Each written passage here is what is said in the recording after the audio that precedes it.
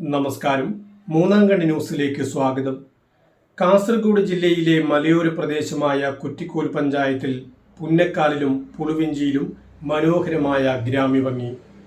സഞ്ചാരികളുടെ കണ്ണിനും മനസ്സിനും കുളിരു പകരുകയാണ് ഇവിടുത്തെ കാഴ്ചകൾ. ദൂരെ നീല പുതച്ച പശ്ചിമഘട്ട മലനിരകൾ, ഹരിതവർണം ചാലിച്ച കുന്നുകളും താഴ്വാരങ്ങളും, അതിൽ പരന്നു കിടക്കുന്ന റബ്ബർ മരങ്ങളും കവുങ്ങിൻ തോപ്പുകളും, അവയ്ക്ക് മുകളിലേക്ക് മഞ്ഞുപോലെ പെയ്തിറങ്ങുന്ന ചെറുമഴ നാരുകൾ, ശാന്തമായ പ്രകൃതിയുടെ വിശാലത, മാറോടണയ്ക്കാൻ തോന്നുന്ന പ്രകൃതിയുടെ ഹൃദ്യവും വശ്യവുമായ ആകർഷണീയത. പൊയ്നാച്ചി ബന്തെടുക്ക റൂട്ടിൽ ഏതാണ്ട് 26 കിലോമീറ്റർ അകലെ പുന്നക്കാലിൽ റോഡരികിൽ നിന്നും നോക്കുമ്പോൾ കാണുന്ന ഏവരുടെയും മനസ്സിന് കുളിരണിയിക്കുന്ന മലയോര ദൃശ്യഭംഗിയാണിത്. മഞ്ഞുറഞ്ഞ മലനാടിൻ്റെ മനോഹാരിതയും സായാഹ്നത്തിലെ ചെഞ്ചായപ്പുടവും സഞ്ചാരികളുടെ മനസ്സിൽ വസന്തമൊരുക്കും. താഴ്വാരത്തിലൂടെ വളഞ്ഞു പുളഞ്ഞ് കർണാടകത്തിലേക്ക് നീളുന്ന അന്തർസംസ്ഥാന മെക്കാഡം റോഡിലെ യാത്ര തന്നെ സുഖകരമാണ്. പുളുവഞ്ചി ബസ് സ്റ്റോപ്പ് പിന്നിടുമ്പോൾ തന്നെ കാഴ്ചയുടെ വിസ്മയം ആസ്വദിച്ചു തുടങ്ങാം.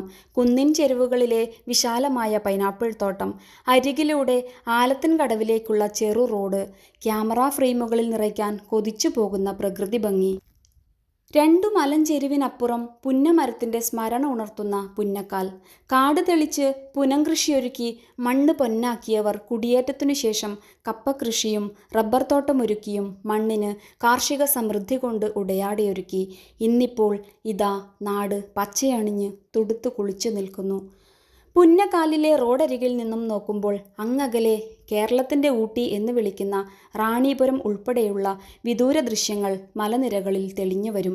ആ കാഴ്ചയിലേക്ക് അതാ ആലത്തിൻകടവും കരുവേടകവും വാട്ടച്ചാലും തങ്കേത്തടുക്കവും കുളവും അങ്ങനെ ചെറുപ്രദേശങ്ങൾ നിറയുകയായി.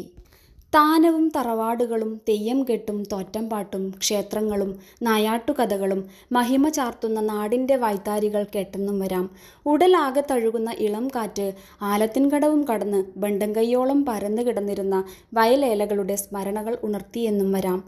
റോഡരികിൽ നിന്നും കുന്നിൻ മുകളിലെത്തിയാൽ മറുഭാഗത്ത് ശങ്കരമ്പാടി, പള്ളഞ്ചി, ഒറ്റമാവുങ്കാൽ തുടങ്ങിയവയും റിസർവ് വനപ്രദേശങ്ങളും കാണാം. ഗജവീരനായ പുത്രന് പ്രകൃതി തന്നെ സ്മാരകം തീർത്ത് പ്രശസ്തമായ ആനക്കല്ല് വെളിപ്പാട് അകലെയാണ്.